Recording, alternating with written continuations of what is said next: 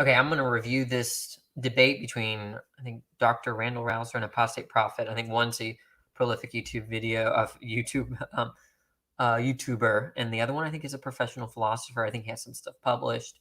But the Braxton Hunter recommended that I review the video of this debate, so I will, and we'll see how it goes. It's a long video, so I'm going to try to timestamp it. Otherwise, I'm going to just truncate it and review part of it. But we'll see. An old saying, tell me about the God you don't believe in, because I probably don't believe in him either. The point is that often skeptical positions toward Christian belief are born by misunderstanding of those beliefs. And so we can go a significant way toward addressing the skepticism if we begin by addressing the misunderstanding. Well, there's a lot of misunderstanding about Christian views of the afterlife, and it isn't all the skeptics' fault. A lot of that misunderstanding exists among Christians. So let me provide a quick overview of eternity, not limited to the views popular among groups such as North American conservative evangelicals, but rather the big picture of eternity, that which is shared by mere Christians across the globe and down through the ages. I want to begin with the words of the great 19th century abolitionist Theodore Parker. He wrote, "I do not pretend to understand the moral universe. The arc is a long one. My eye reaches but little ways. I cannot calculate the curve and complete the figure by the experience of sight. I can divine it by conscience. And from what I see, I am sure it bends toward justice." Those words, famously adopted by Martin Luther King Jr. The arc of history is long, but it bends toward justice. That's the beginning of a Christian understanding of eternity. The wheat and tares grow together even now, but God's kingdom will come, his people, under his rule in his land. So how does it come about? Well, it begins with the second coming of Christ. Acts 1:11, the angel says, "This same Jesus who is taken up into heaven will come back the same way." And then the general resurrection, the point at which all human beings are brought back to life, body and soul, Daniel 12:2, some to life and some to judgment. Okay, I'm gonna pause it here just because I don't want it to go too far and then get copyright struck. But just I guess in general, what's really funny is that the notion of an afterlife, I think, is divorced from the notion of can be in principle divorced from theism. So it seems like if theism is false, it wouldn't necessitate that there's no afterlife. Okay, so it's really funny that when people leave theism, for instance, right? They usually drop their notion of the afterlife because it's so interconnected with their faith. Okay, so but they don't do that with morals usually, right? Let's say they take rape as wrong, and at one point they think rape is wrong in virtue of their faith, and then they were to lose their faith, they still think rape is wrong. It's not like theism ultimately had a play in whether they thought it was wrong or not. But yeah, but the afterlife, I mean, they drop theism and they end up dropping the afterlife. So that's one thing of interest. Is there a reason to think that there's an afterlife even if there is no God? That maybe I wonder if they're going to entertain that. What is the nature of that judgment? Christians have always agreed that there is a posthumous judgment for those outside Christ, that is, after death. But they have disagreed about the nature and end or purpose of that judgment. We can find three views represented throughout church history, all dating back to the patristic era from about 100 to 500 AD: eternal conscious torment, annihilationism, and universalism. Eternal conscious torment is the view that the general resurrection results in those that are outside Christ being subjected to an eternal punishment in body and soul. Torment. Annihilationism is the view that the general resurrection results in those outside Christ ultimately ceasing to exist, being destroyed. And universalism is the view that the period of posthumous judgment, we call hell, is not punitive, but rather is restorative, and that the suffering endured by those outside Christ ultimately is to the end of bringing them back into relationship with God the Father through Christ. Now, I am an annihilationist, so I believe in the resurrection to a judgment that results in the cessation of existence. But I'm also a hopeful universalist. In other words, I hope I'm wrong and that all are ultimately restored to Christ. As even J.I. Packer put it, and he's a conservative Anglican, he said, if you want to see people damned, there is something wrong with you. Now, each view of these three has a theological tradition supporting biblical texts and philosophical and theological arguments. That's the resurrection to judgment. What about resurrection to life? Well, here's where we talk about heaven. Heaven is not the Greek empyrean, an otherworldly incorporeal destination of clouds and harps or Platonic forms. In the Judeo-Christian tradition, it is rather a new heaven and new earth. That is the language for the coming of the kingdom of God in Isaiah 66 and 2 Peter 3 and Revelation 21.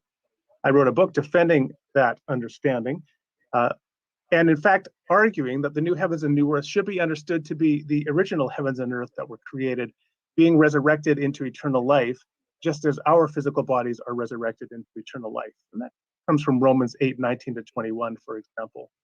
And so I argue that we ought to understand heaven in eternity as earth multiplied by perfection. In other words, our end goal is to exist with God in perfect community as described in Revelation 21, as creation achieving the final purposes and fulfilling the glory for which God purposed it from the beginning of time.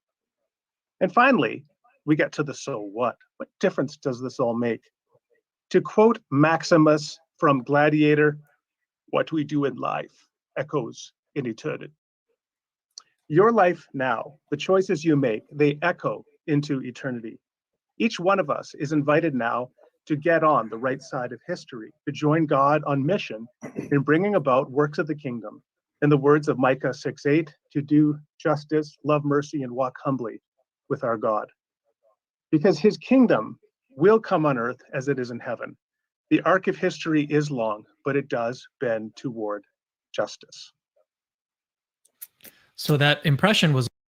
So he made a bunch of claims.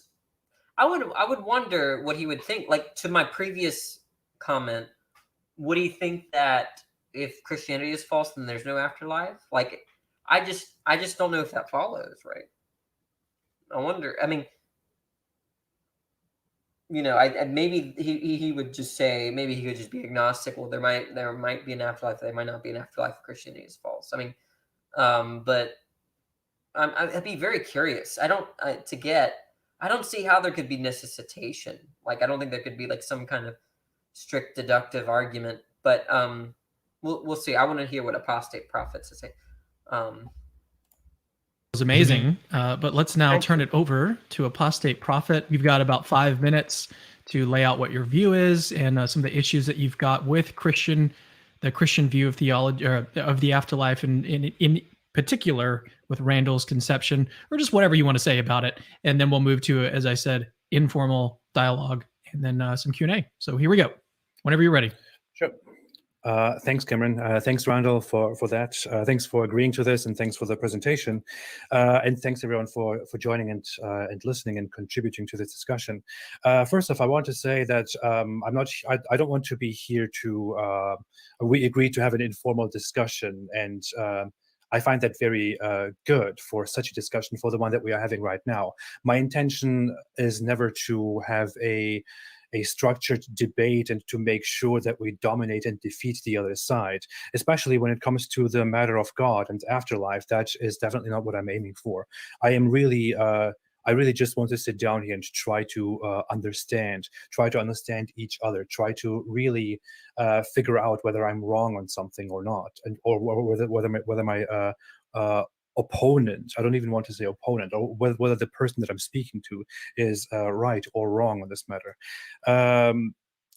So I just want that to be clear. I really don't want to defeat anybody today.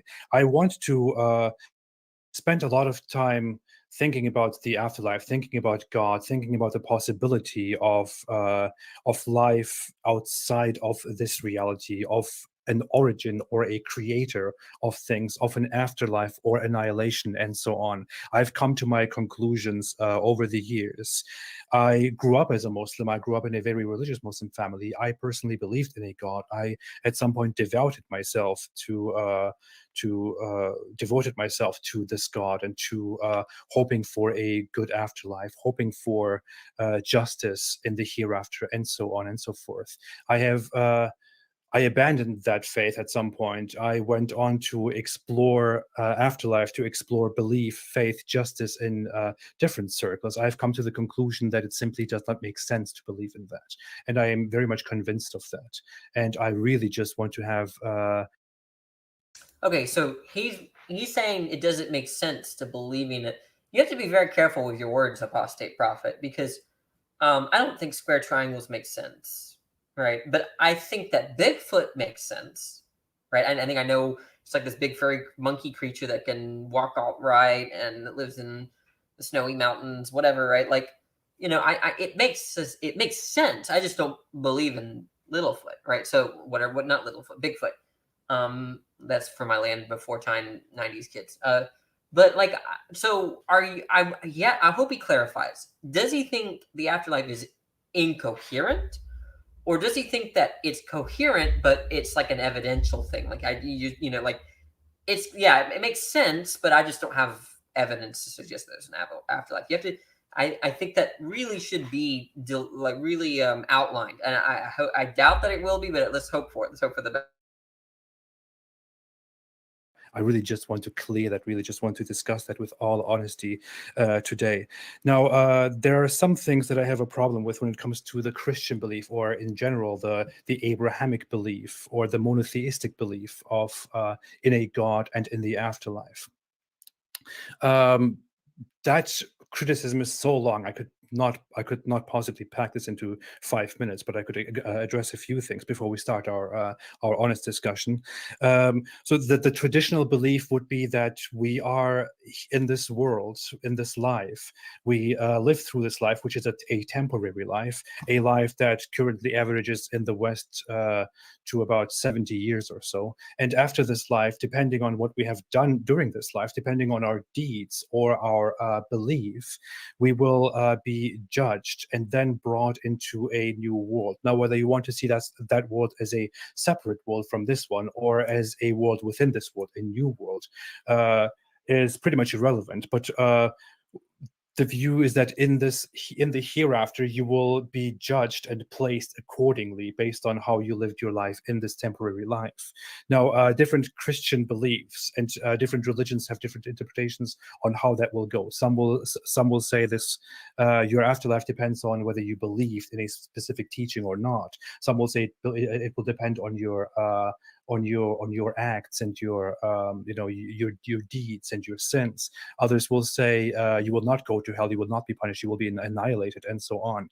Others will say everyone will eventually be judged under the same standards and will receive a chance to go to the good place after they die, no matter what they were, no matter what they believed in. But eventually, it all boils down to the idea that this life is temporary. This life that we have, this flesh, this life, this conscious life that we all perceive, that we all know, this is temporary. And after this, depending on what we have done, something will happen to us and life will continue. But as far as we can see, that is entirely based on myths, based on assumptions that were made by humans for thousands of years now. Okay, first of all, to say that it's based on myths begs the question. Isn't that the whole question, right? About whether there is an afterlife. If you don't think there is, then of course it's just going to be something false, which is what a myth implies. Then he said it's based on assumptions. Well, people are going to say, here are arguments for Christianity, here's arguments for Islam. Given those, if those arguments substantiate those traditions, then yeah, there's an afterlife, right? So it's not always that it's based on an assumption. It's like people are like, yeah, out of no reason, I'm just assuming that there's an afterlife. It's like they provide some reasons, right? So I don't know where he's coming from here.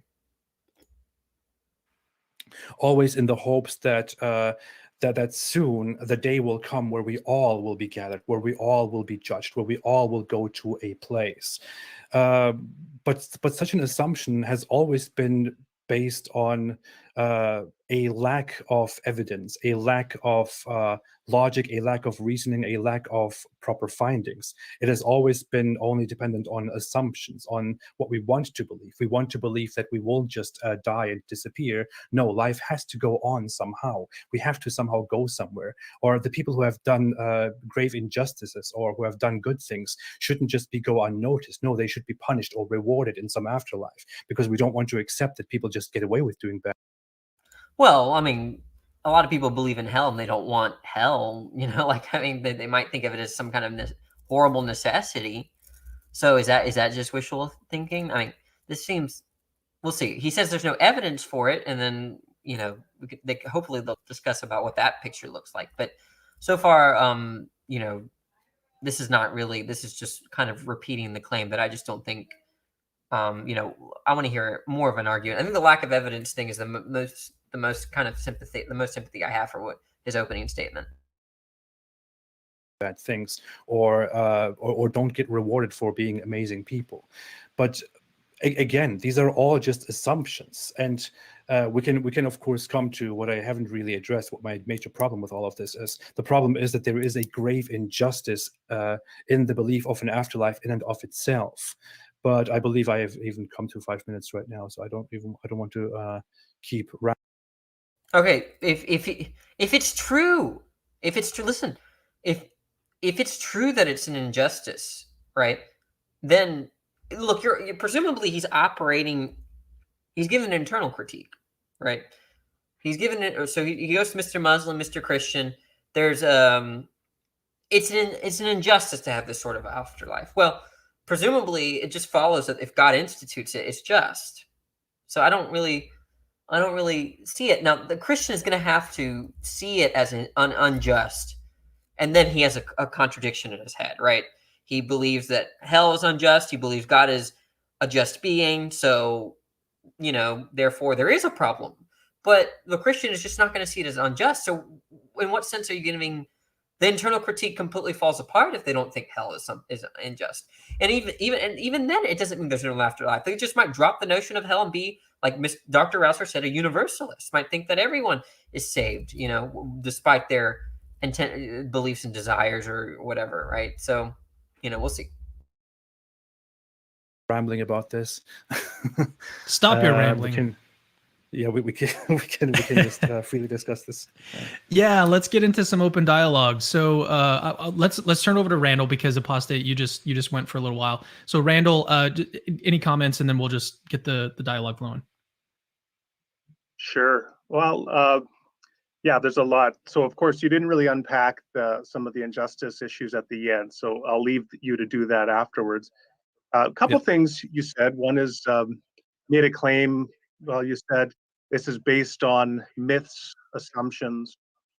And then you also suggested that it's a result of wish fulfillment. So first of all, in terms of myths and assumptions, as a Christian, I mean, I actually defend or provide arguments for God's existence, provide arguments for the resurrection of Jesus and other aspects of a Christian worldview.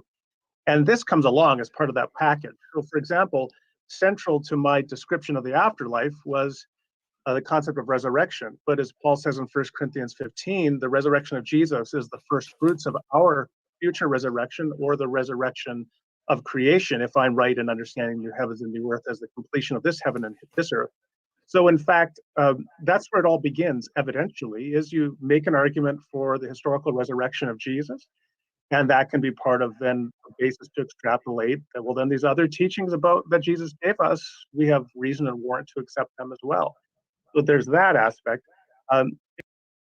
See, one of the problems with these sorts of questions, like debating an afterlife, is that you inevitably, right, if you're, especially if you're talking to a Christian or you're talking to someone that holds to a monotheistic tradition, the conversation reduces to a conversation about whether something like Christian monotheism is something that we should believe in, right? So it becomes the whole topic. There's a whole topic change. It becomes, is there an afterlife? To, is Christianity true, right? That's why you don't hear these debate prompts very often, right? most people don't put the subject of debate of the afterlife, because most people that believe in the afterlife are going to give arguments for why Christian monotheism is true, and then you engage with those arguments rather than engaging any kind of direct arguments to the afterlife, right? And that's why I think this is actually a very problematic debate topic. It's just not going to. I haven't seen all of this, right? But I would just guess that it's going to not devolve, but just kind of change to, is Christianity true? But we'll see. In terms of wish fulfillment, I think certain aspects of the story I described certainly are wonderful and glorious. That doesn't mean that the beliefs themselves are generated by wish fulfillment, however. You're sort of assuming that just because they're favorable, that we would like the world to be that way, that it therefore is wish fulfillment. You have to fill in the blanks there and show why that is in fact wish fulfillment. The other thing is... Yeah, Dr. Rauser was good on that. Yeah, I think that was the proper response.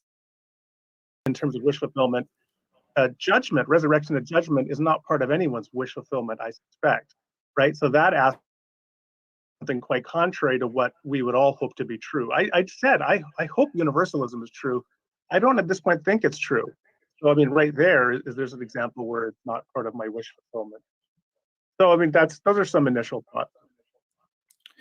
The thing is, Randal, I mean, you say this will go into a different perspective of what we actually want to discuss, but I just want to briefly address that because we went into it. But since I said it is mostly based on myths and assumptions, you say that you have proof and or you have proving points or evidence, and you have, for example, the resurrection and certain things that serve to convince people of the truth of an afterlife or convince people of the existence of God. But evidently, this is not enough, is it? I mean, most people in the world do not believe in Christianity. Most people do not believe in the one God. Even most people who associate themselves with this belief in Christianity or with monotheism do not really care about God, but merely keep that as a passive characteristic in their lives. And using the resurrection or using certain pieces of evidence for God as evidence and then arguing that this is clear proof that the afterlife exists clearly doesn't work, does it? Because I mean, what is he saying right now? What? Look! I mean, look! I'm flabbergasted. If Christianity is the set of views that God exists, God makes promises, right? God reveals himself, whatever. And part of those revelations is that there's an afterlife, then of course it would work to substantiate Christianity, right? But I mean, unless I'm misinterpreting Apostate here, he might be saying what I said earlier, that I agree with Apostate Prophet that if God exists, that doesn't necessarily mean the afterlife exists. I'm right there with you, Apostate. But I think it's a little bit different than saying if Christianity exists, therefore there's an afterlife, because you can understand Christianity as being, as revealing scripture, right? A particular kind of text is something that you should take to be true, okay? And that might involve the afterlife. So I think that I think this is a perfectly fine line of our strategy, at least for Dr. Russell to take. Yeah, Apostate is I think has been an atheist for a while. We see it didn't work for me. It doesn't work for many other people. It doesn't work for millions, for billions of people in the world. I mean, it is just something that might satisfy the someone who already believes in God, but it is not something that will satisfy most people.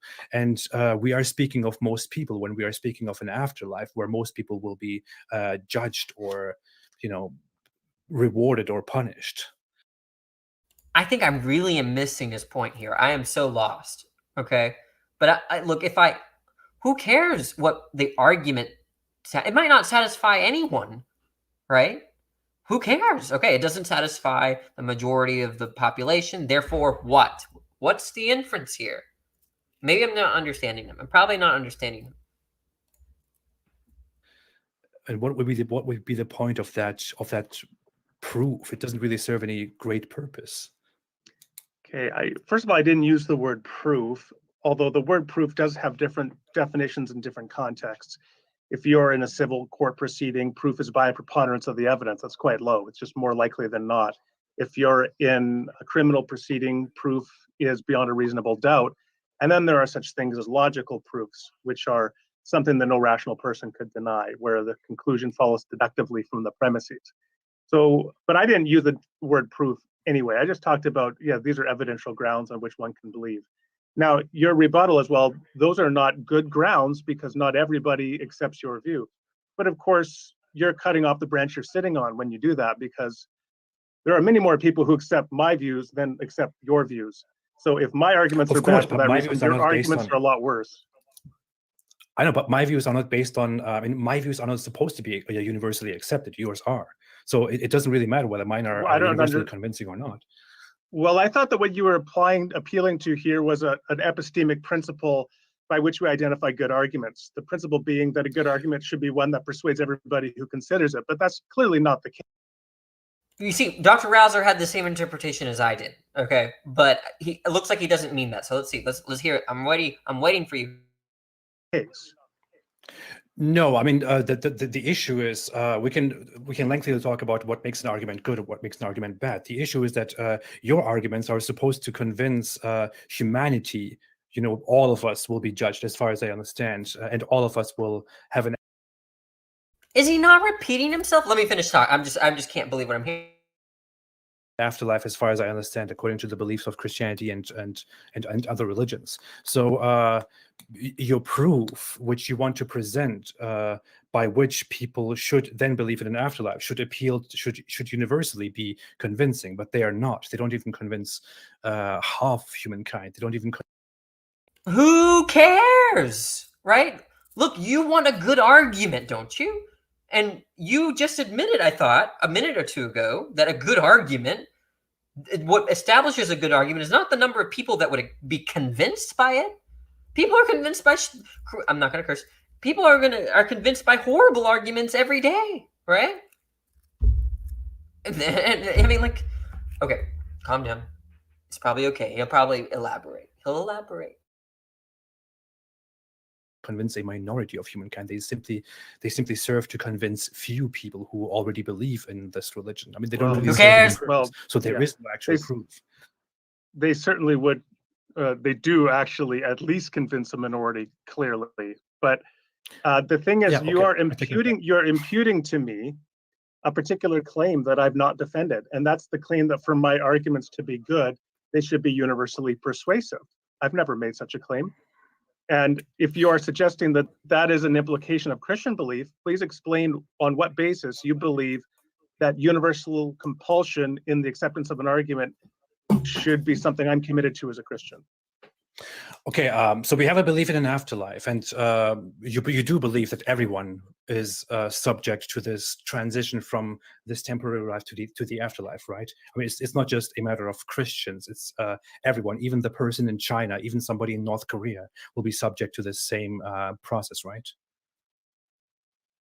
That's what you believe. So, but how? Yeah. So the issue here is we have a belief in an afterlife that is. We went into this because I briefly mentioned that this belief in an afterlife is a myth, that it is based on assumptions, and you then said that you have supporting evidence for these myths, for these assumptions, which is why I argued that these supporting evidences, that these supporting evidential grounds are not really relevant because they don't really they are not universally convincing. They simply serve to reaffirm your own beliefs, but. This transition from the temporary life to an afterlife should also apply to the Chinese person around the world, to the North Korean person, to the average atheist in Iceland, to somebody in I don't know, in Saudi Arabia, in Afghanistan, in somewhere in the middle of Africa. I mean, to those people, this whole belief in the afterlife and this whole belief in a monotheistic God is merely a myth, and they don't have any ground on which they can be convinced. They only have you. You could bring them your arguments, but in the end it would just be you preaching to them, right? I mean, they don't really they are not judged by the same standards as you are in a Christian society. So how is I don't know how I'm going to get through this. If this is what is it, 23 minutes in? no, this is not good. What did he say? Look, it doesn't matter. Once again, man, like, it just doesn't matter if people are convinced by your argument. It doesn't make a good argument. If people are not convinced by it, it doesn't make a good argument. You should know this by now. Okay, he explained it. Okay. Also, the state that it's a myth just begs the question, right? It just begs the question. In virtue of what would it be a myth? Why would the Christian accept that? He's just going to ask you, in virtue of what is it a myth? Now, I hope Rauser says something like that. Is it logical? How is it reasonable that we are in this world of billions of people, 7 billion, 8 billion people, and we have this belief in the afterlife that is dominant in some parts of the world and completely lacking in other parts of the world, but we are supposed to believe that this is the universal mission of God? Okay, well, so on the one hand, I think we can leave aside the claim that I'm committed to the view that everybody must universally find my arguments compelling for them to be good, because that has just never been my claim, and it's not an implication of Christian belief. I do think that what you are, yeah. So I think what you are kind of backing into here is a related issue, which is the issue of how does God judge people? What's the basis under which God judges people? So we have a passage such as Romans 2, 12 to 14. So I'll just read that. Okay, Dr. Rauser is being nice here. You know what I would have done?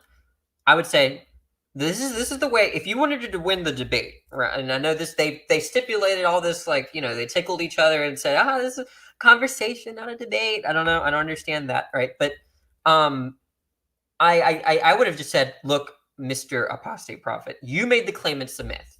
Do you know that? And if he says, I know that, what does that mean? He has a justification. So I was just like, okay, if you know that, what's your justification for why it's a myth, right?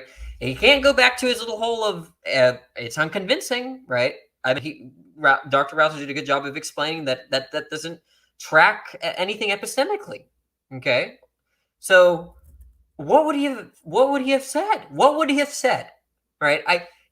Given that he apparently usually you just give your strongest reason for why you don't believe in the afterlife, and if it was that, then Apostate Prophet would have been empty-handed, right, with respect to any sort of justification to show that he knows that there's no afterlife.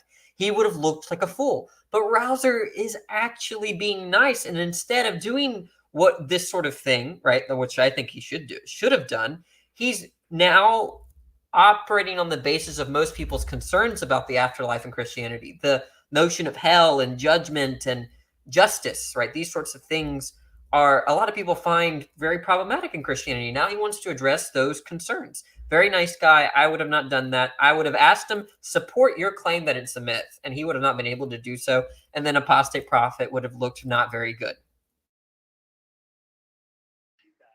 Paul says, all who sin apart from the law will also perish apart from the law, and all who sin under the law will be judged by the law. For it is not those who hear the law who are righteous in God's sight, but it is those who obey the law who are declared righteous. Indeed, when Gentiles who do not have the law do by nature things required of the law, they are a law for themselves, even though they do not have the law. So one thing Paul is clearly appealing to here is the idea that God judges people relative to the degree of light they've been given, the degree of information that they've been. Look, I don't know, Dr. Rauser. I know what you're trying to do here, but look, he's trying to make it more palatable to him, right? Isn't that what he's doing? Look, I think he's right. He's tracking Apostate Prophet's concern that ultimately your sense of afterlife, Dr. Rauser, is unjust. But look, what if Rauser just has the wrong view of the afterlife, right? And there's like it's totally coherent to say there's a just afterlife, right? So if I were Rauser, I would have done.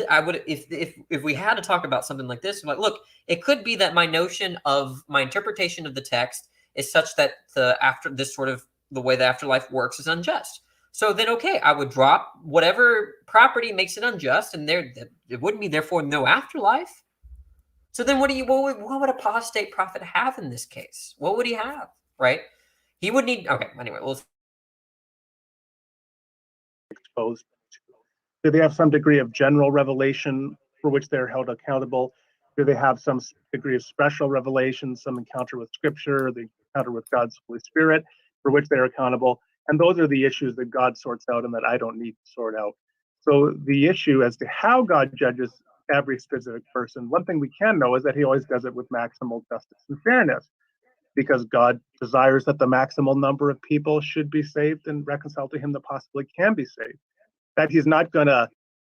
Yeah, he's basically doing what I said a few minutes ago. What I basically said is, look, if you're doing an internal critique of Christianity or Islam, God is just, right? God is going to do the right thing with respect to the afterlife, right? So any property, anything that's true in that framework in terms of the afterlife is going to be just, right?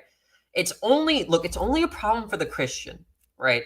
If the Christian recognizes that there's something about the afterlife that's unjust, they're going to have to be convinced of that, okay? But once they're no longer convinced, if they're not convinced of that, if he can't show why the afterlife is unjust, that's to say, right? Then there's no argument. The internal critique just falls apart. Kind of just pull the wool over someone's eyes and then trick them and say, haha, you missed your chance. Rather, he will judge each person on the life that they've been given. But I don't understand the point of that. I have never understood the point of that. I mean, if God wanted people to believe, if that was the purpose of creation, if God wants to save humans, if God wants people to be saved, if God wants people to go to heaven, then why is it that we are in the year 2021 and the one belief in God, or the true belief, is, from no matter what perspective you're looking at, still a minority belief. It is still not a majority belief. Most people are not concerned with this belief. As said, I like to give the example of China, for example, but in China, it is almost irrelevant whether you believe in God or not. No one cares. Okay, I'm going to anticipate. Okay, there's a lot of responses Dr. Rauser could give. Okay, if I were a Christian, I would be a complete heretic. So it doesn't really. But here's what you could do. Look, you could just grant. Okay, I could be, like I said, I could be wrong about how the afterlife works, but that doesn't mean therefore there's no afterlife. That's probably what I would say here. Okay. Now, Rauser's probably going to defend his notion and his interpretation of the afterlife. Okay. And so that's what I'm probably going to anticipate, right? The average Chinese person does not believe in God. If you go out there and explain that you do not believe in God and why you do not believe in God, people will not care, because nobody even cares about that question. It is not an existential question to them. It is an existential question to you. So if it was God's purpose to save people, and if salvation is through Christianity, through Christ, then why are not most people concerned with this issue? Why is this such a geographical matter? Why is this restricted by such geographical, chronological boundaries? Okay, it seems at that point that we're moving from the question of inclusivism versus exclusivism to another issue, which is divine hiddenness. So if there is a God who desires to reveal himself to all people, then why is God seemingly hidden at some points? And of course, this was an argument for atheism that was developed by J.L. Schellenberg in the early 1990s, and there's a vast literature on it. One response, which I think is an unsatisfactory response, is just to say that God is in fact revealed fully to everybody, and those who claim not to know. Look, I'm guilty of this. I'm very guilty of this. But and if I ever have a real debate, like in this case, right? And maybe they stipulated it was a conversation, but this is a debate, right? I wouldn't do a community college lecture here, Dr. Rauser. Just give your view. I don't want to listen to all the views that you could potentially have and the ones that you find unsatisfactory. Just give them the straightest answer you got, because now I have to listen to all these views that you don't accept, that I didn't need to know about. Why, answer the question directly. I mean, this is just my personal preference, but God, or have to know that there is a God, or that he's revealed himself to them, but they are sinfully suppressing his revelation to them. So I wrote a book called Is the Atheist My Neighbor, where I critique that idea. And I mean, there may be certainly instances where God has revealed himself to a person and they are refusing to accept that revelation. But I also know other people, including many Christians, who wrestle with the hiddenness of God. Mother Teresa, in her journals at the end of her life, they were published after her death, she talks about questioning even if there is a God. And I think we'd be very mistaken to think that every time someone wrestles with those kinds of questions, they do so out of a sinful rebellion. So God does seem to be hidden at times. And then the question is, well, what are the bases under which God might be hidden? And there is certainly, again, a vast literature on that. One of the things that I would just point out is that people can be in relationship with God in various ways, perhaps in ways without even knowing it. So, for example, just as an infant can have an intimate relationship with their mother without having any cognitive awareness of their mother as such. So I think God can begin to meet people in various different ways and begin to interact with them without them even being aware that it is God with whom they are interacting. So, for example, a person, they say, well, I don't think that there's a God, but I think that there is an absolute rightness, an absolute form of the good, like Plato talked about. And I live my life profoundly in accord with the form of the good, and I seek to love my neighbor as myself. Well, maybe to some degree, that person is already entering into some degree of relationship with God, even though they're not aware of it as such, but they're doing so under the limited and fallible notion of this form of the good by which they seek to live their life. So that when they finally do become Look, this is a clever response. I think I do like this response, and it sounds good. I'm not so sure of the problems it poses, but just to kind of summarize what Dr. Rauser is saying, he's saying something like, when we talk about, okay, like take Jordan Peterson, okay, he talks about something called the animus, or I don't know, like there's this kind of like life force or something, right? And what how do I phrase this? Okay, maybe that was a poor example to start with. Let me go back to an easier example, right? But let's say I meet your mother. Okay, I will have a very limited concept of your mother, right? I might even have false beliefs, right? I might have my first impressions might be false, right? She might be a very sweet lady and interested in all the XYZ, but when I first met her, she seemed like a mean lady, and she actually liked ABC, not XYZ. Okay, but the thing is that it seems like the moment I met your mother, I still have like I still know. I'm still my concept still refers to that thing in the world, namely your mother, right? Even though all my beliefs about her are all wrong or partially flawed. Okay, so some people might say like there's like the sense in which I have of your mother is different than your sense of your mother, and so the senses don't match, right? Your sense of your mother is that she's nice. My sense of your mother is that she's mean. But we're still talking about the same thing. Okay. So when Jordan Peterson talks about this life animus form, right? Or when Plato talks about the form of good, okay, or very controversially, like if someone has a kind of sense of God from a different religion, okay, they might have all the same referent, Rauser might say. So even though this life force or this animus that Dr. Peterson talks about is not really, is conceptually flawed. It doesn't really track the thing in the world. He's still correctly referring to that thing in the world, and so has a weird kind of relationship with that thing. And I think that's interesting to think about.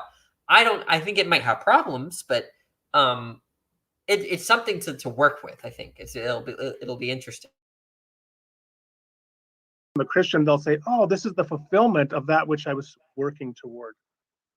Isn't that but the thing is, I recently listened to a conversion story of a former Christian to Islam, and he was talking about how his entire life he felt this presence and he felt this purpose and he felt this truth somewhere, and he couldn't find it within Christianity, he couldn't find it within this. And when he read the Quran, he noticed, oh, this is what I have been looking for all my life, this is what I've felt all my life. And suddenly this peace and purpose and everything filled me, and I felt that this is absolutely the truth. Nothing can convince me otherwise. So that guy was basically describing that he found the truth, which he felt his entire life, which is basically something that you are just describing. You could apply that same apply the same thing to Christianity, to Islam, to other beliefs. Someone who believes in Taoism, which is quite which Western people are quite unfamiliar with, could say, oh yeah, I have felt the way, the Tao, the origin of all things. So no matter what your beliefs are, you could simply convince yourself that you are upon the truth, but there is no actual knowledge, no actual wisdom, no actual evidence to that. I mean, okay, this is not the objection I would have given Dr. Rauser. He went from like there's no evidence for these things, but that's not really addressing Rauser's point. I think. Look, I would have said, if I was responding to Dr. Rauser, I would have said, okay, well then that means that when a Muslim feels this connection to the other, right, to this thing that they refer to as Allah, right, then you would be committed to the possibility that they have the right referent, right? They're actually they have the wrong sense of God, but there's still a thing in the world that they're referring to that is in fact God. So there is a relationship, a genuine relationship between a Muslim and God, right? A lot of Christians are not very sympathetic to that possibility, okay? And so I would have asked him this, right? Whatever Apostate Prophet just did now seems totally off base, right? I think that what I just said was the proper response to Rauser. You said there are responses to the hiddenness of God, and those responses are many of those responses are not very satisfying. I think none of the responses are satisfying. I think there is no satisfying response, because I think the challenge is very simple. I mean, if God created us, if God wants us to be good, if God wants us to be saved, if God wants us to go to Him, then why would it be so difficult to achieve that? Why would it be a matter? Why would it be a test? Why would it be a challenge? I mean, God could make it very simple. God could simply I don't know, appear in the sky, say, hey, I'm God, follow my commandments, follow this and that, do this and that, and then you will be with me. If you want to be with me, come here. But instead, it is not a matter of wanting, it is a matter of belief, a matter of being convinced or unconvinced. Most people who don't believe are simply not convinced, which is why they do not believe. So, and we have to trust some sources that were revealed 3,000, 2,000 years ago, and have to go through a chain of people who witnessed other people who witnessed other people who witnessed some guy resurrecting from the dead. And so you see, I mean, it could be just so much easier. There is no reason for it to be so hidden and such a challenge. There is no purpose for it to be so difficult. Yeah, this is really poor. I mean, it seems like he's just asking a question rather than giving you an argument. He's posing this like, look, well, first of all, how would I respond to AP? Okay, this is what I would say. God, if I were a Christian, I would just say this. God is not in the business of just having you believe that He exists. I don't think on Christianity I think on Christianity, God's in the business of having a relationship with you, to be in a kind of union, right? And a necessary condition for that is that you believe in Him, sure, okay? But it's not a sufficient condition, right? You could believe something exists and have no relation to it. I believe my parents exist, right? In fact, but that doesn't motivate me to have like I deliberately, there's like a little bit of truth to the fact that there's a little bit of truth to me moving 4 hours away from my parents to avoid them, right? So the fact that they exist actually motivated me to move away from them, right, at some point in my life. So God is not in the business of just having you believe in His existence, right? This is what I would say as a Christian. Okay, well then, but now what the Christian has to answer for is, why did He set up the world in a way where people are not saved? And I think this is the heart of what AP is saying, okay? He could have set up the world in which more people were saved. More people had this relationship. So I think AP should shift away from this mere belief necessary condition, because mere belief doesn't get you relationship, and then just ask the question or give the argument that there are X number of people saved. God could have made it to where there were X plus Y people that were saved. And that would have been a better world. God only does things that are maximally great, so He wouldn't do something worse. He would do something better if He could. Therefore, God doesn't exist. Something like that. But Of course, he's not going to give anything like that, probably. He's just going to ask the question. Okay, so first of all, you talked about conversion. Well, here's an example. You said, here's a Muslim who had a conversion, or a person who had a conversion to Islam. Okay, I've read many atheists who describe something similar. So, for example, in John Loftus's book, Why I Became an Atheist, he quotes a guy named Ex-Believer who says, I was once a Christian and I was drinking from the Christian fountain of life, just like John Piper said. And then eventually I realized that that fountain was filth and I left it behind and everything changed and now I'm an atheist. Okay, so there's a conversion experience to atheism. Does that undercut atheism? Everybody, we all have conversion experiences, paradigm shifts. Some of them are sudden, some of them are very gradual. But I don't find anything evidentially substantive in the fact of that. Because again, I think. You see, AP, this is why you should learn how to form the argument, because honestly, I think Dr. Rauser was perfectly fine giving that sort of answer, but it doesn't address my argument, right? Let's review my argument, because what I said, Dr. Rauser did not have an adequate response for. Look, here's the case, right? Let me repeat my argument, and maybe a Christian in the chat or Rauser could hear it himself. Here's the problem that I think AP is talking about. Here's the problem. Listen up. There's a certain number of people that are saved in this world. Okay? God desires, with respect to human beings, to ultimately be in relationship with each one of them. Okay? God also has the power to actualize any world that he wants. Okay? So the question then becomes, is that why did God actualize a world in which less people are saved rather than some other possible world in which more people are saved? The contradiction becomes that God would always, because he's good, he should do what he should do, right? God will actualize a world that's better if it's better than some other world. Okay, so it's gonna look something like that. I know what I did was a little bit rough. Okay, there are some responses to this that I'm familiar with, right? Some people, of course, go to the free will theodicy. Some people say that there's a limitation that kind of makes it such that it's not up to God that a certain number of people are saved rather than a different number. Okay, and then you can interact with that, and then it goes back and forth, right? This is how the dialectic goes, okay? And I'm not seeing it here. This is what happens when you don't know your stuff, AP. You're cutting the branch off that you're sitting on if you're going to say, because there are conversion experiences, other views, that therefore of itself undercuts my view.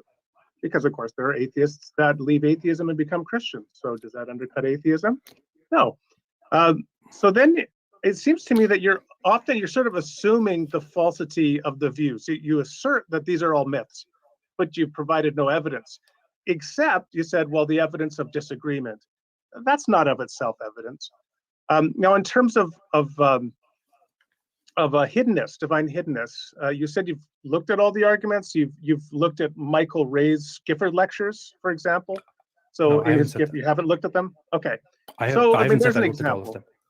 Okay, so then I would say that maybe hold off on rendering sweeping judgments as to the viability of the Christian rebuttals as to divine hiddenness until you have looked at more of them.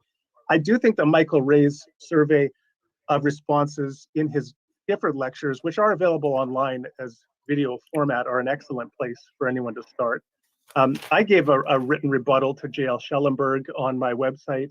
And part of my response is indeed what I was just talking about, which I think is perfectly legitimate, to point out that often when we think God is hidden, God is already at that point revealing himself to people. If they truly are open, they may ultimately find that they were to some degree in relationship with him even prior to the point where they had their official conversion. Yeah, so I guess Dr. Rauser's response to the divine hiddenness seems to be this thing that, look, there's something that I'm acquainted with in the world. Even though I have a flawed concept of it, I still have a relationship with it. Please go back to a few minutes ago if you're interested. I gave an example of meeting your mom, meeting your mother, coming to all these false beliefs about her, but I'm still in some kind of relationship or interaction between her and that thing, and me and her and the world, right? Despite my sense being flawed, right?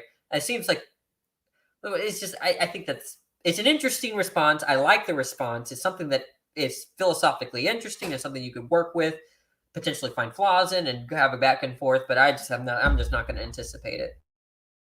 Gave you an example in terms of the person who's living in accord with the Platonic good and actually trying to love their neighbor as Jesus told us to in Matthew 25:31-46, then they may ultimately realize later that when you were hidden from me, you were actually revealing yourself to me. The big question is this: can God have morally sufficient reasons to withhold the fullest revelation of himself from a particular person at a particular time? And if you want to claim that God cannot have a morally sufficient reason to do that, well, then the onus is on you to provide an argument, because you're the one now making the positive claim that God cannot have a morally sufficient reason to withhold his full revelation. So then the question would be, what's your argument?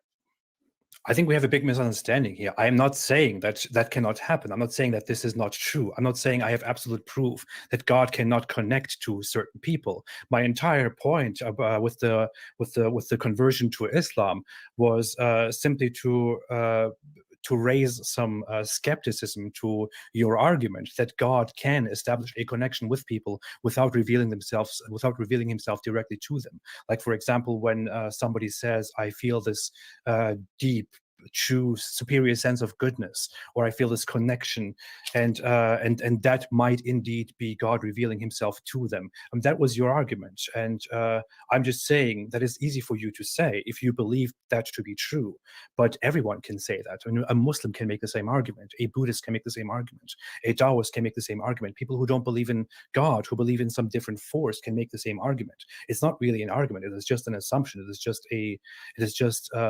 just an argument to make yourself feel better about a belief that is. Okay, I'm losing him. I had him at first, right? Like, I get the that's one of the responses I would have given to Dr. Rauser. Then you're saying that Muslims do have a connection with God, right? Maybe that's not a problem for a Christian. I don't know, but that's where the discussion should be. And then I kind of lost him at this tail end. I don't know what happened. But yeah, I think he's starting to get like, okay, well, if you take Dr. Rauser's response to divine hiddenness, it turns out that all these people like Jordan Peterson, Muslims, Wiccans, that whatever they're calling, the animists or magic or Allah, that actually establishes a kind of familiarity with God, right? Again, unsubstantiated. There is no reasoning. There is no proper proof behind it. There's nothing behind it, just an assumption that might be God connecting to a person without revealing himself. But we don't really look. The point of divine, okay, there's two ways you can phrase the argument, AP, right? You can, sometimes people show divine hiddenness argument, like the divine hiddenness argument I just gave. Well, it's not really divine hiddenness, but like God wants the most people to be saved. That sort of argument I gave a few minutes ago, right? That shows an incoherent problem, right? All the theist has to do is show me a possibility that that you could have all these features of God in this sort of world and there not be any contradiction. They have to show something like that. They don't even have to argue for it. Okay. I guess another way of saying is like, okay, like a common way that people might do this is, there's a theodicy out there that like, natural evil. Okay. Why is there natural evil? God would prevent natural evil. So some people think that the free will theodicy only extends for moral evil and not natural evil. So when when there's rape, that's explained by free will. Okay, but then the atheist says, okay, I understand that, and they talk about natural evil, and they say, well, there's no free will here, right? So therefore, there's a contradiction, right? So there's evil; it's not a result of free will, and God could have prevented it, and He's all good, therefore, no God, right? And then sometimes they say, well, all the theists could say there is, well, it could have been the free will of a demon. It could have been Satan who has free will, right? And they don't even have to show that this, like Hurricane Katrina, right, was caused by a demon, right? They just have to show that there's some hypothetical in which you have natural evil, and you can still present a kind of theodicy and show that it's still coherent to say that there's natural evils despite God being omnipotent and all powerful and all knowing. But I've lost my train of thought, so let me just go ahead and continue the video. Really see that happening, right? I mean, I'm not saying No, that is absolutely untrue. I'm not saying I have absolute proof that this is not true. I'm just saying that Oh, I remember my train of thought. So that's one way. You can show a logical issue. Now, it seems like what Apostate Prophet is doing is he's saying, no, I'm not showing a logical issue with divine hiddenness. So what are you showing? He must be giving some kind of probabilistic account that God is somewhat hidden, therefore he probably doesn't exist. Okay? Which that goes back to Dr. Rauser's what's his name? Rauser, I don't know, Rauser Theodicies, right? Which he's barely engaged with. that your argument doesn't have any proof. It is simply an assumption. I'm not sure why you keep using the word proof, right? Because I already said, first of all, it's an unhelpful word because it has different definitions. It does seem to me that rhetorically, what you're doing when you keep using the word proof is to try to put me into a corner as having to provide a certain standard of evidence, a very high one that would compel you, so that then you can say, if I have failed to provide proof as you've demanded, then my arguments are not good. But of course, I'm not obliged to do that.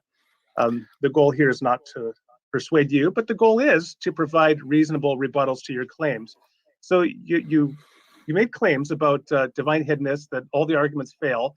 I asked you, well, have you looked at Mike Ray's arguments? You said no. So you don't know, then all the arguments have failed. I provided some explanation as to why God would hide himself in terms of developing a relationship with a person over time. And I pointed out that you actually do have an evidential burden. If you want to say that divine hiddenness arguments aren't good, that divine hiddenness is a problem for the theist, you have to actually argue a positive position to show that God cannot have reasonable, morally sufficient grounds to withhold the full revelation of himself to people. And you haven't done that. So I don't think that the divine hiddenness then is a good defeater to my beliefs, because I think I provided arguments as to why we shouldn't accept it. I think I don't know why you're perceiving this hostile approach from me. I'm not trying to do that. I'm not trying to. I'm not saying hostile. I do think that rhetorically, to talk about the language of proof does frame the exchange so that I have a very high standard. So I'm not saying when I say proof, I'm just my objection is just this. For example, somebody tells me, well, there is this giant thing flying out there in the outer space that is controlling us all, and this is just a sign that is true. And I will then just say, well, that is just your assumption. That's just what you want to believe. You don't really have any proper grounds, any proof to convince me of the truth of that. And that is all I'm doing. I'm not trying to force you to present proof. I'm just saying it is merely an assumption that you have. You just said of that hypothetical person, well, that's just what you want to believe. How do you know that's just what they want to believe? I mean, you've actually made a positive assertion here. You made an evidential claim.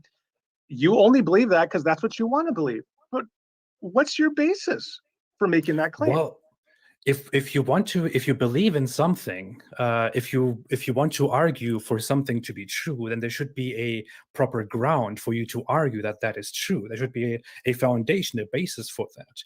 But if you are going to make a claim that is just that is unfalsifiable, irrefutable, that is impossible to fact check, that is simply in alignment with your own beliefs, then look, he's just begging the question, right? Rauser said he has arguments, right? And I mean, he's just making more claims. He's just making more claims, right? He's just making more claims that you believe this for non-rational reasons. Well, he should look. If I were AP, I would have just asked him, okay, give me the argument for why there's an afterlife. I would have just asked that, okay? Or I would have presented an argument against the existence of an afterlife, saying that, beliefs in afterlife, its assumptions and myths and all that, it's just not really engaging with the topic in a serious way. All I can say about it is it seems that you are simply making an assumption. Now, if I also argue that is just something that you do because you want to believe in that is my opinion, of course. But it appears to me that it is a fact that it is merely an assumption because there is no foundation to it. There is no proof to it. That's what I mean by proof. Okay, so you said that you are justified in concluding that person who makes that claim is only making it because they want to. And the two reasons, I may have missed some others, but at least two reasons you gave was because that belief is in accord with their other beliefs. Although you didn't actually make that clear. You said they just simply made one belief and that's all you've heard from them. So you don't actually know in that context what their additional beliefs are, such that this is consistent with those other beliefs. And then you said, well, if it's unfalsifiable, well, then you only want to believe it, and that's why you hold it.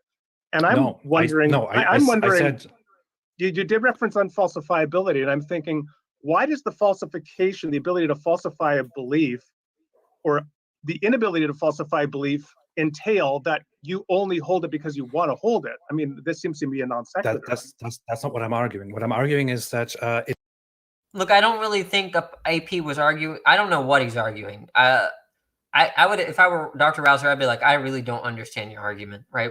Can you give me your argument again? That's what I would have said. I really don't know what AP is trying to argue, if he's trying to argue.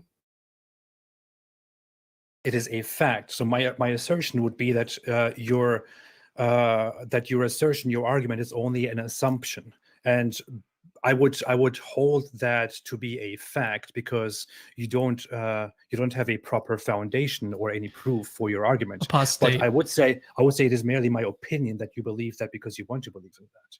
That's Do you mind if I jump in real quick and just I want to get some clarification from you, buddy. What do you mean by assumption? You've said that a few times. Your argument is only an assumption. What do you mean by assumption? Well, by assumption, I mean that, for example, Randal wants to. Sorry, I will not say wants to. I know that goes into a different direction. Randal asserts that God connects with certain people, is his argument, from a hidden state. And he makes that argument without presenting any evidence for it, which is why I would say that this is merely an assumption. I see where the word assumption creates a conflict.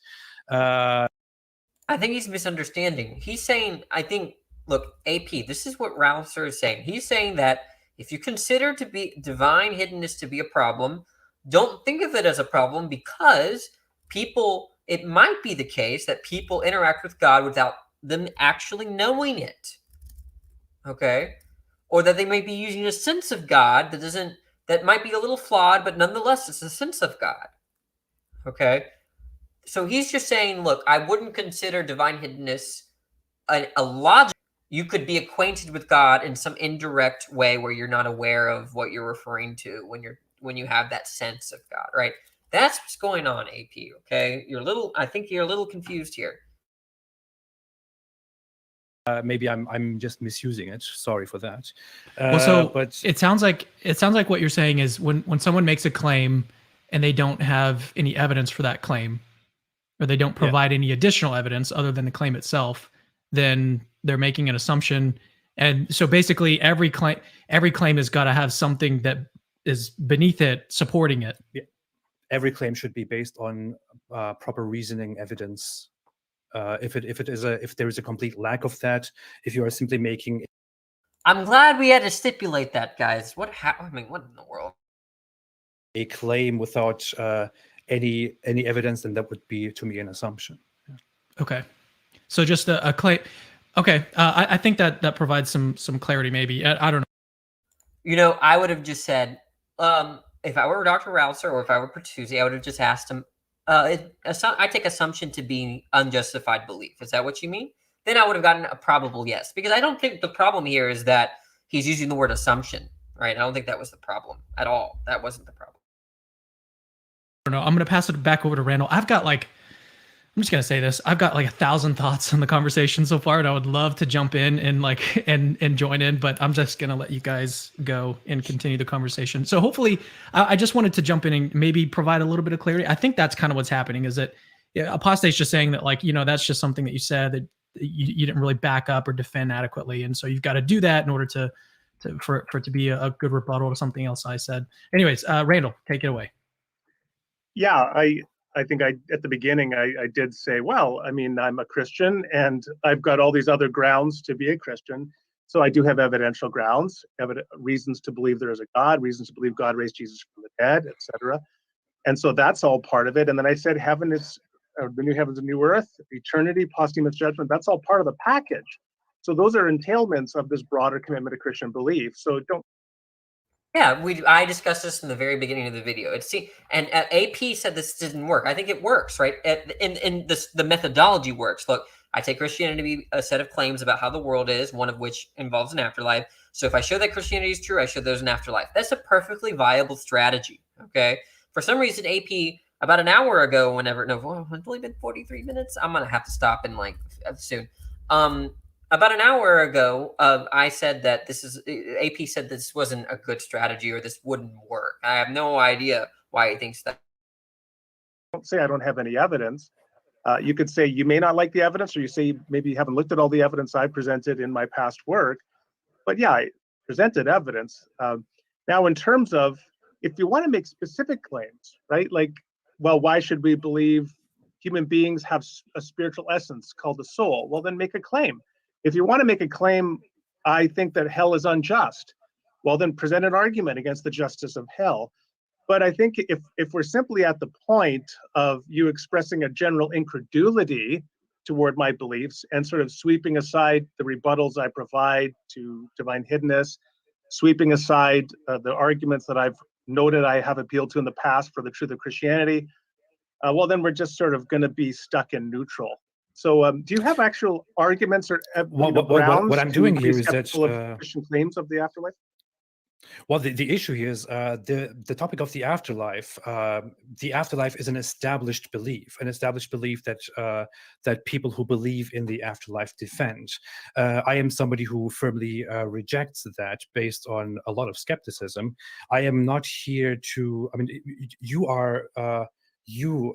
I speak of you collectively. People who believe are making this claim of and are claiming that a certain thing exists and that it is logical, that it is that it makes sense. I am merely here to challenge that belief entirely. So it is completely normal for me to ask questions about the holes in the foundation of the narrative of this afterlife. So if I raise a problem about a certain aspect of this, like the hiddenness of God, or the problem that God excluding people, or not spreading his message everywhere in the world, then these are problems that must be addressed. When you now respond to these problems with specific arguments, such as that God connects to certain people, from hiding, then that is a specific argument for which I would require some reasoning or some evidence that I cannot simply brush over and move away from, because that is a serious problem. I think the fact that God is supposedly hidden or not universal is a huge problem when it comes. But look, dude, just respond to Rauser's response to divine hiddenness. It might have problems. Just highlight them. You're not doing that. Let's see if Bertuzzi adds anything to the afterlife and when it comes to justice of God. I want to jump in and allow Randal to respond to that. Like what, because you made that claim earlier about that was kind of your response to the argument from hiddenness. So what reason do you have behind that? So, I mean, a couple of things I've already shared. One very important was in Romans 2:12-15. Paul there compares Jews and Gentiles. Says the Gentile didn't have access to the law. And so to the extent that they didn't, they're not held responsible for the content of the law, the details for which they failed to observe. But the Jew who has the law is held to that higher standard because they've had access to the law. The general principle that you can extract there is that in the justice and mercy of God, God judges every person relative to the light that they've been given. If a person is never exposed to a clear understanding of the gospel, God presumably interacts with them differently than a person who was the head professor of a seminary. If a person has a limited cognitive function, then God interacts with them differently. If they are an infant or a small child, God interacts with them differently than if they're an adult with no cognitive difficulties. So that God always. I like this response. This is a good response. The way I would have phrased it, I don't think he should have phrased it the way I am, but I'm just telling you how my madness is. I would say something like God is a particularist, right? It just depends on the particular circumstance in which that the particular circumstance that you're in, which includes what you know and how you come to know it and such, that is the basis in which he uses to judge you. That seems on the face of it, not like pretty plausible if a just God exists. I think I'm not a generalist. I think to judge everybody with one sweeping, principle seems unjust on my view, because there are those cases like he was discussing, people that are mentally impaired, babies, the people that live in a desert island. I don't know, right? Like we want to account for those things, and principles really are kind of tough on those sorts of extreme cases, right? So this is I like this response. This is a good response. Always accommodates himself to the individual and understands perfectly where they're at, and then judges them relative to that light. And so then in terms of the point of divine hiddenness, I made two claims. So one general claim is that your evidential burden is to show that God doesn't have morally sufficient reasons to withhold some degree of his revelation to certain individuals at a certain time. And you hadn't provided any reason why that wouldn't be the case. Rauser's right here, right? He's got to show, like I did, right? God might have God. I don't think God could have a morally sufficient reason for, damning. Well, I don't think God could have a reason for. I mean, this is going to sound very trivial, but this is essentially the problem of evil. God doesn't have a morally sufficient reason to actualize a scenario where less people are saved rather than a scenario where more people are saved, all things being equal. I think Rauser might agree with me there, right? But if I think Apostate Prophet, right, can show that we're in such a case, right? And I don't anticipate him giving anything like that, right? But he's right. Dr. Rauser's right. The guy has not given an argument, a very good argument.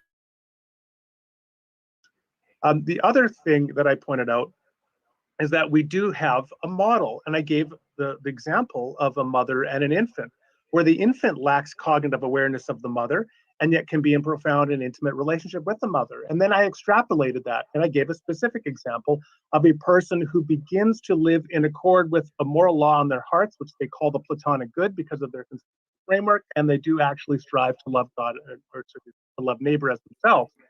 And I said, already at that point, that person could be, through their beliefs and their practices in their life, moving into what Jesus describes in Matthew 25, verses 31 to 46.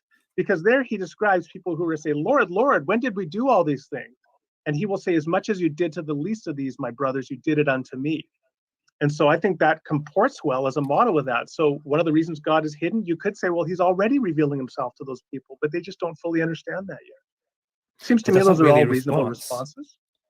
I don't think that's really a response. I don't think that's really a sufficient response to the question at hand. I mean, the response given from Paul's statements about the Gentiles and the Jews is I can't really connect that to the hiddenness. I can only connect that.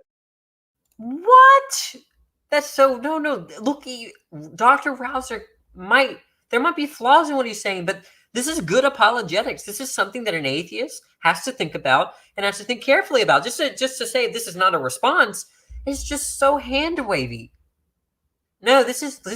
If an atheist, if you heard this coming from a Christian, this is well intentioned, a good response. Might have problems. You could point them out, but this is good This is good Christian apologetics, right? That's just to say it's a real response that you should respond to. To hand wave it as not a response is just missing the point. To different cultures and different beliefs, we don't really have a proper response to why believing in God is such a challenge, instead of God simply showing himself to everybody. It's simply we don't have a proper response to that.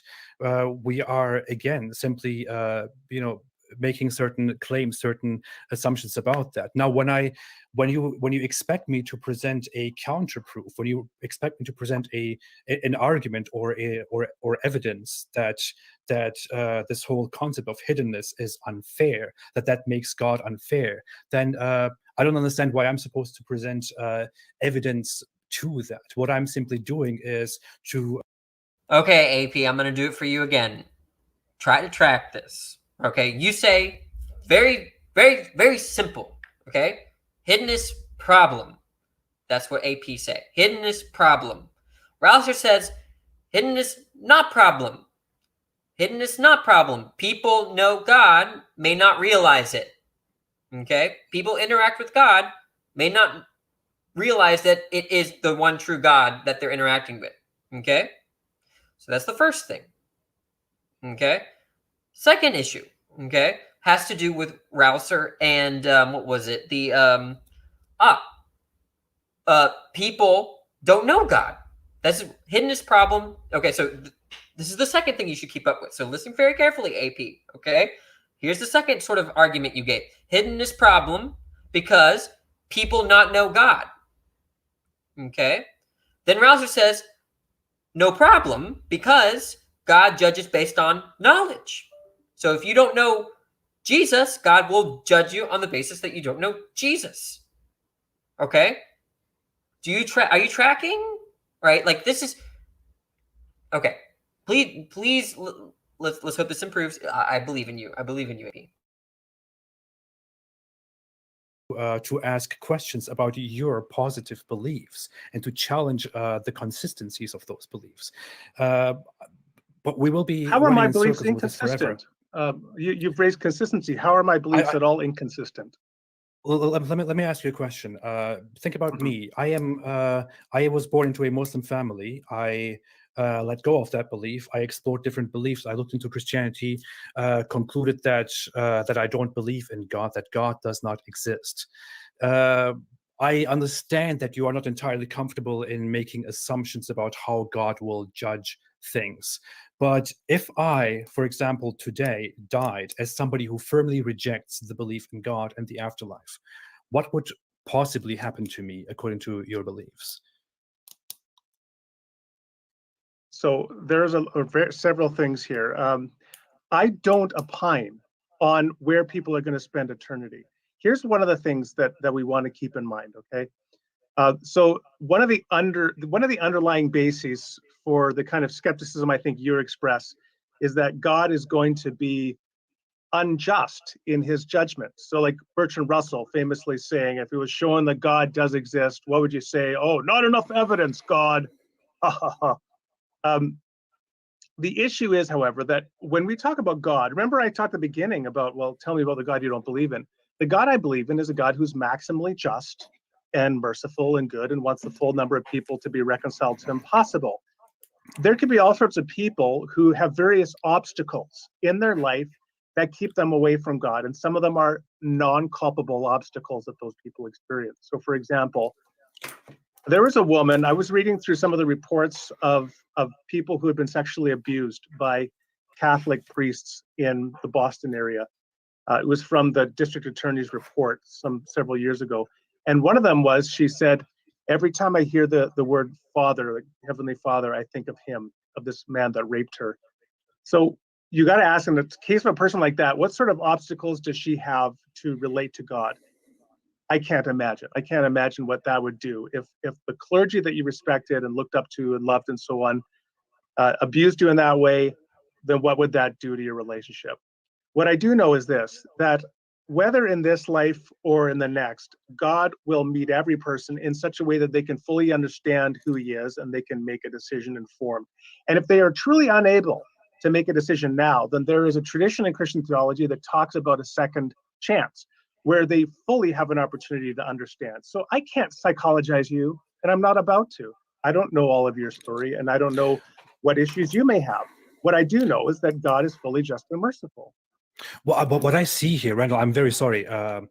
What I simply think about all of this, when I think about the Christian argument, and to a different extent the Muslim argument is a little bit different from the Christian argument.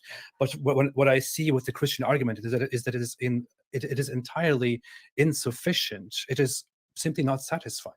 When I think about myself, okay, I understand that you don't want to make assumptions and judgments about my life and afterlife, but what I see is that I, for example, was born into a Muslim family.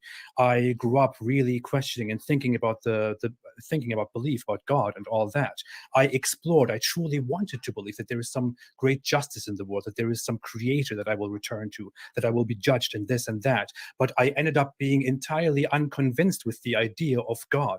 Now, for the sake of the argument, it is entirely irrelevant why I am unconvinced, because there will be millions of people out there who are also unconvinced for completely different reasons. Whether I am now convinced today or not plays no role in this. There will be millions of people who are unconvinced and who therefore will die with a disbelief in God.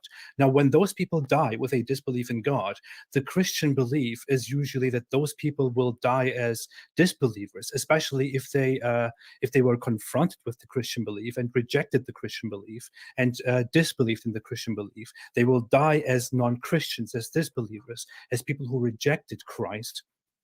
And those people will be punished in different ways, punished with eternal torment, punished with eternal separation, punished with annihilation. But where is the justice in that? I did not reject God because I thought, well, God exists, but I don't really want to believe in God. I don't really care. I rather want to go to this place where I will be tortured forever, or I will rather want to be annihilated. No, I did not believe in God because I was not convinced that God exists. And looking at that, I simply see that there is a moral inconsistency in Christianity, in the claim that God wants everyone to be saved and God wants goodness, but he seemingly judges humans based on whether they were convinced of God or not. Now, there is the argument that you made that people will be given a second chance after they die, and they will be again confronted with the idea of God and will be again given the chance to believe in God.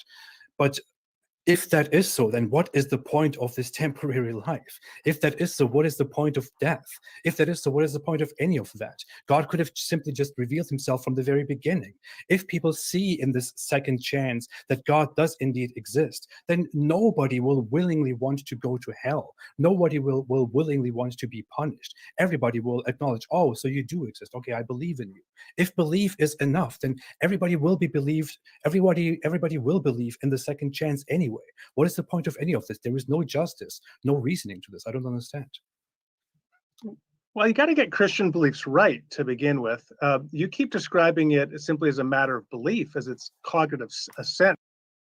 Yeah, I mentioned this. Is Christianity about mere belief, or is it about having a relationship and following the God, right? And I think it's the latter, right? But I think that what Apostate Prophet just gave was the closest resemblance to an argument I've seen, and I think in this debate, and I'm going to end it here, but basically the argument that if we're going to Steelman, AP's argument, it's something like this, okay? God wants people to be in relationship with him, okay? He wants that more than the negation. Okay? There are two worlds. There's the actual world in which an X number of people are saved. Okay? And then there's another world where all things are being equal. There are more people that are saved. Okay? Given what I just stipulated, right? Why wouldn't God actualize the other world? Okay? Which is another way of saying there's a contradiction in saying that God desires people to be in relation with him rather than not. Okay, all things being equal. And there's a contradiction with that versus him actualizing a world where there are less people that are saved than some other world, all things being equal. Okay, that is what I think his argument comes down to. Okay, and I'm going to end it here. Well, actually, there are 13 people. I'm going to continue. I lied. To a set of propositions. That's not saving relationship with God and Jesus Christ. As James said, faith without works is dead. I've referred to Matthew 25:31-46. And there, Jesus doesn't say, the way you tell sheep apart from goats is that the sheep are the ones who believed in this set of propositions. Rather, the sheep are those who undertook these works. And it's not that you're saved by works, it's rather that the works that you do in terms of loving your neighbor, those vulnerable on the margins, that is indicative of what saving relationship with God and Jesus Christ looks like. I like to give people the following contrast. Okay, so during the genocide in Rwanda in 1994, I want to talk about two different responses to that. So one of them was from a Seventh-day Adventist pastor who was Hutu, which is part of the ethnic group that was carrying out the genocide. His name is Elizaphan Nikutarama.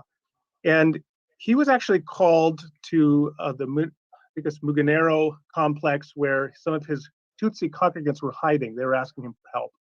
He goes out there and he brings along the Hutu militias so that the people can be massacred, and they're all slaughtered. So he's complicit in crimes against humanity.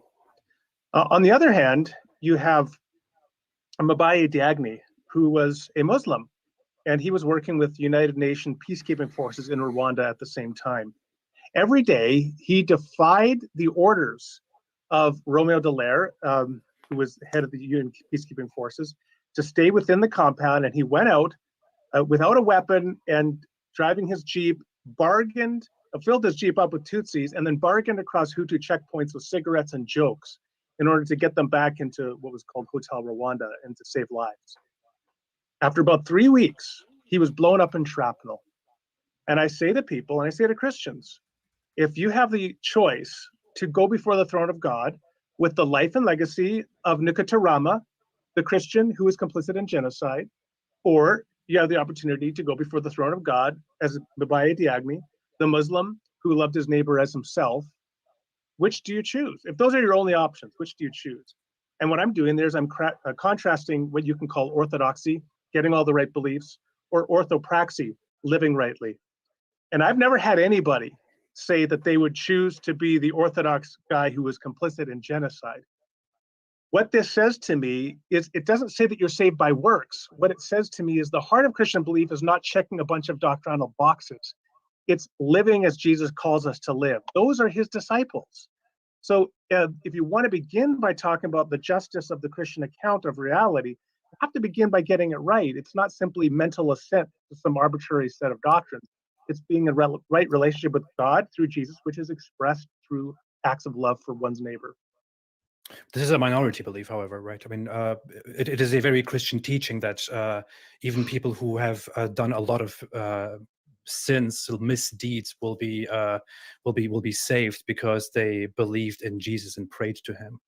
And this is a majority belief among Protestants, among Catholics. Yeah, I think I agree with AP. I think what Rauser might be a little heretical here, because, and that's fine. I like heresies are, I get why people are heretical. Sometimes it's hard to defend, and all you have is a heresy to defend your views.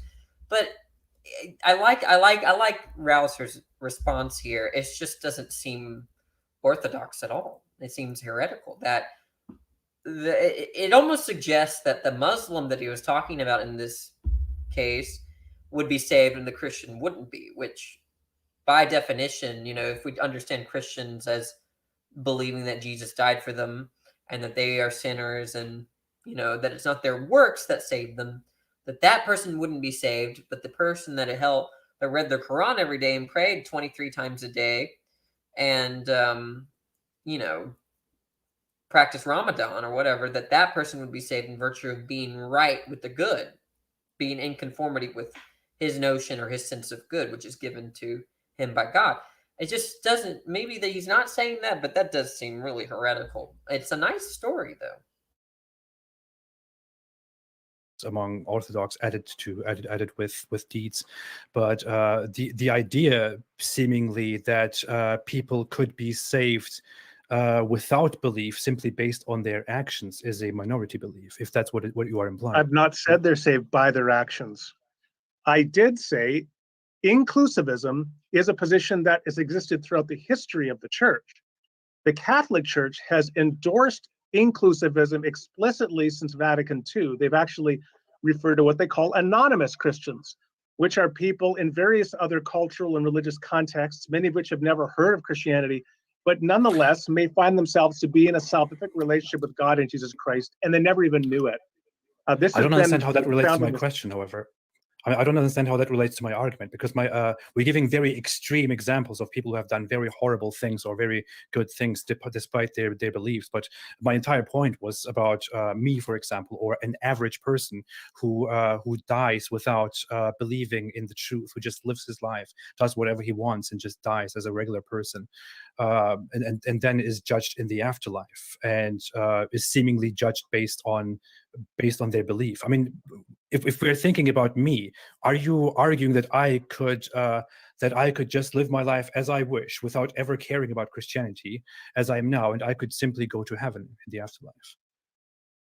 It seems like Dr. Rauser would have to say yes, given my understanding of him. It seems like the sufficient condition for salvation under Christianity, according to Dr. Rauser, is that your heart is in the right place, whatever that means. That's to say, maybe that means something like that God is content with your spirit or content with your attitudes, maybe your dispositions about like how to interact with others and yourself, right? That constitutes a relationship with God.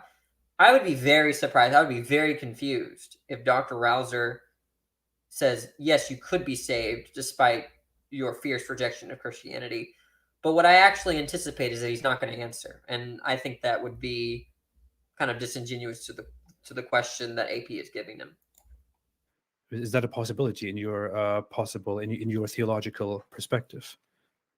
Like Ulrich Zwingli in the 16th century, one of the founders of the Protestant Reformation, he talks about Hercules in heaven, for example. Now, this going back to the 2nd century, people like Justin Martyr, they talked about people like Plato, the great Greek philosopher who existed 400 years before Jesus, as being in a saving relationship with God, and that you would see them again in eternity. So this idea of a sort of a generosity of God's grace, a wideness of his mercy, an inclusiveness of salvation. Not only, I think, do you find reason for that in places like Matthew 25, where you have this upsetting of the expectations of salvation in terms of the sheep and the goats, but you also find it represented through people like Justin Martyr on down to the Catholic Church today, and inclusivists like even. Let me remind the audience of AP's question. It's a good question. I hope he answers it. AP is essentially asking, given my fierce rejection of Christianity, given my doctrinal conception of the world, if that makes any sense, is it possible that I be saved? Right? So you see, Dr. Rauser doesn't have to say, seems like you're saved or you're not saved. All he has to say is that, yeah, it's possible that you're saved, just given the fact that you reject the doctrine, the orthodox doctrine presented by the Catholic Church or whatever Protestant sect of Christianity, right? I hope he answers this question, because then that would really reveal Dr. Rauser's beliefs. Evangelicals, John Sander or Clark Pinnock or many others, and certainly myself included, I'd be a hopeful inclusivist. So my simple point is that don't reject Christianity simpliciter, mere Christianity that I've been defending here, by identifying what you think are some problems with some particular reductionistic construal of Christianity that says in order to be saved, you have to check certain doctrinal boxes in this life, because I think those are really straw men.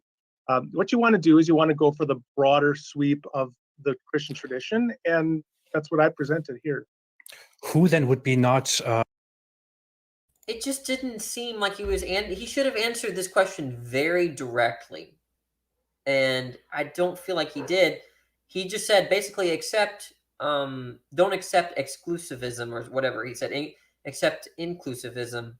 But this is not, I wish he would just answer the question directly. Yes, it's possible that you're saved given the fact that you reject the orthodox doctrines of Christianity. Or no. That would have been very much appreciated, Dr. Rauser. I really want to inquire about your certain beliefs. I mean, I assume that you have firm beliefs, foundations about the doctrine of the afterlife. I mean, what kind of a person, what qualities would make somebody not be saved?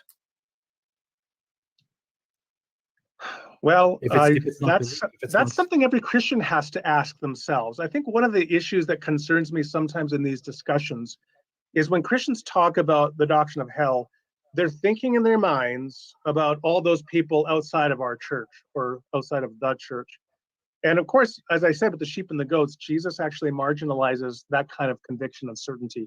Paul says in 2 Corinthians 13:5, test yourselves to see whether you are in the faith. So He's reminding us, encouraging us to continue. You need to continue to introspect yourself because the human heart is deceitful. We're almost all afflicted by something called an optimism bias. And an optimism bias is that we tend to view ourselves more favorably than the evidence warrants. And so when people say, when the atheist or non-Christian says, hey, I'm just purely rational and I reject God just because of pure rationality and I weighed the evidence and that, I'd say maybe check your optimism bias and maybe your confirmation bias and maybe there's something more going on there. But that also reflects on me. If I want to be really confident that I'm on the in with God and everyone else is on the outs, maybe I need to check my optimism bias and my confirmation bias as well. So I think we all need a little bit of epistemic humility in these conversations. But what I see here, I just don't feel like he answered the question. Why he's really avoiding this question, it seems like. Randal, is that anybody could, I mean, think about a Buddhist community, for example. Buddhists are people that I have been recently quite looking into and researching and exchanging information with, and they seem to follow a very good moral code that works very well for them. They don't engage in any activities and any acts that would be considered evil from a Christian perspective, for example, and they simply live their lives as good, devout Buddhists and die. I mean, they could simply live that life and die. They don't need Christianity, as far as I can understand this, because belief is not necessary for salvation eventually. Deeds could be possibly enough, as far as I see this.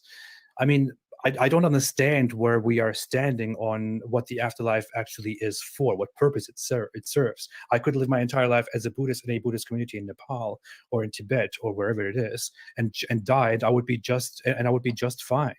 Or some other completely moral Taoist community could live their lives in a very good life and die. They would be just fine. So why do we have a need for Christianity then? This is a good question. And once again, it's in line with the last two questions that Rauser seemed to not have answered, right? But let's see. Look, to remind everyone, I just take the question to be about what are the criteria for salvation under Christianity. If it's the case that in Rauser's own hypothetical where that Muslim seems to be saved rather than the Christian, it seems like anyone can be saved on that grounds, right? Which means that why Christianity at all, right? It seems like Christianity doesn't get you any farther with God than Buddhism, because on Buddhism, you could reach God in that sort of way and be judged accordingly and be with him for eternity. So this is a good question. Okay, I hope he answers it. Well, we have the need for it because I think it's true. So Christianity is not simply a pragmatic tool to live a good life. I mean, you don't need it for salvation, as far as I see. You don't need it to live a good life. So what is the purpose of it? We're discussing the afterlife, but you were basically arguing that everyone but that's just a pure pragmatism. It's like you're saying, well, why should I bother being a Christian if I don't necessarily have to have become a... Look, Dr. Rauser, I think this is what AP is saying. He's saying something like this. If your goal is to be saved, what does Christianity, on your view, do with respect to that goal? And I think what you said suggests that it doesn't do very much. You could be a Buddhist, you could be a Muslim and be saved. So forget about true beliefs, right? Just consider the goal of being saved. What can Christianity offer with respect to that question and that goal, rather? Okay? I don't think he's going to answer. I'm a Christian convert in order to be saved by Jesus ultimately. The issue is that Christianity is true. And of course, I mean, the inclusivist could be wrong. The exclusivist who says you do have to have a certain degree of cognitive awareness of Jesus in order to be saved by him, they could be correct, because mere Christianity doesn't actually take a position on those kinds of issues. That's getting a little bit into the theological weeds. But I think that we're kind of going back and forth here on inclusivism and not so much on the afterlife itself. So I'd first of all maybe like to hear from you. How do you define a life well lived? What is a good life, and why do you believe that? Oh my gosh. So he didn't answer the question directly. If he did, it wasn't very direct, and I totally missed it. Now he wants to change the subject to something like this is kind of like what I said. Why don't we see these debate prompts, right? Because ultimately you're going to be arguing for a particular tradition, religious tradition like Christianity, right? And this is why I think these debate prompts usually suck, right? Unless look, it says the title of the video is debating the afterlife. Maybe they're talking about whether Christianity has a just sense of afterlife or not. But I thought they were talking about the existence of the afterlife. The way that the video shows and its icon is what happens after you die, right? So either I'm mistaking the debate prompt or the debate prompt as I'm reading it, it's just basically reduces down, is Christianity true, Well, if you want to go there, sure. I mean, I live a life that is not surrounded by a God. I create a family. I don't have to. That's what I choose to. I create a family. I have children. I teach them to be functional, to be good to others, to live healthy, to do something with their lives, to do what they want, establish things, leave something for the future, be happy, healthy. I mean, we have a very limited lifetime, and I see that past lifetimes that went good, that were productive, that taught us good things, give us good beneficial things today in our time. I don't feel a need to work toward an afterlife. It rather seems a little bit absurd that I would engage in that. But so where do you get your values from? The values that you seek to instill within your children as to what a life well lived is. Where do those values come from? Are they just things you like them, or do you have some deeper basis to want to instill this set of values in your children, or rather than another? Well, many of them are based on we have a history of millennia of philosophy, of people trying to find out what the best way to live is. People have made different assertions. A very dominant one is that people have this ultimate desire to flourish, to be happy, and that we as social animals, social beings, desire to flourish, and that we can increase this flourishing by being good to each other. When I now go outside and I see my children go to school, what I see is that if my child is nice to people, if he's kind to people, then they will be kind to him. If my child, on the other hand, goes and starts beating up people or starts stabbing people, they will beat up him and stab him. And in the end, he will not be happy. The others will not be happy. It will just end in chaos. What I see is some... Look, this is an interesting conversation. I just don't see where it's going. What moral philosophy necessitates the afterlife? I don't... Even divine command theory, which is a very common view of very common moral framework amongst Christians, doesn't necessitate an afterlife. So I feel like this is a big change of subject. So I hope that we get to an argument that says therefore afterlife.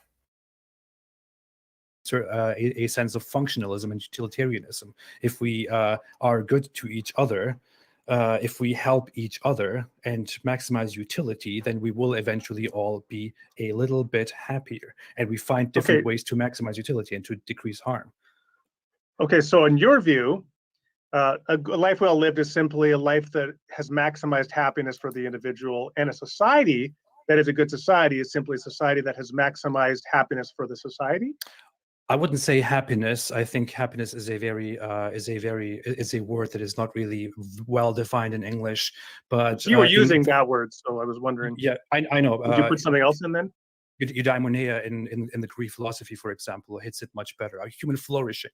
I would say flourishing is a purpose that is yeah. See, it seems to like this is one of the big differences. So what I sought to explain at the beginning is Christianity is a fundamentally teleological worldview. It's a worldview where we have particular ends as individuals and collectively as a society, and history itself is going in a particular direction. And your flourishing is defined relative to the ends for which you were created and living in accord and alignment with those ends.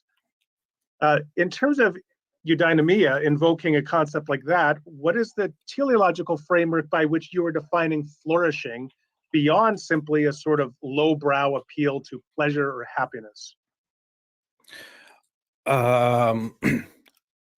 I mean, I said it is based on the idea has developed over the last centuries in terms of utilitarianism, for example, in which with which I do not completely agree when it comes to its classical foundations, but I agree that it is very logical. Humans have. What if he's just said, "I don't know"? What then, Dr. Rauser? Like what? I want to know how this gets us to afterlife. We also recently find out in neuroscience and in psychology that all humans have the will to live, and all humans eventually seek to live a satisfying, happy life. And I mean, it is merely logical. You want to flourish, you want to feel safe, you want to be happy. Things that are contrary to that will make you feel unsafe, will make you feel hurt, will make you feel harmed. It will eventually be counterproductive and destructive to humankind. What seems to be appropriate is to work toward a better future, a more functional future, a more productive future, a more overall happy future. I don't see what kind of nature we are looking for in that.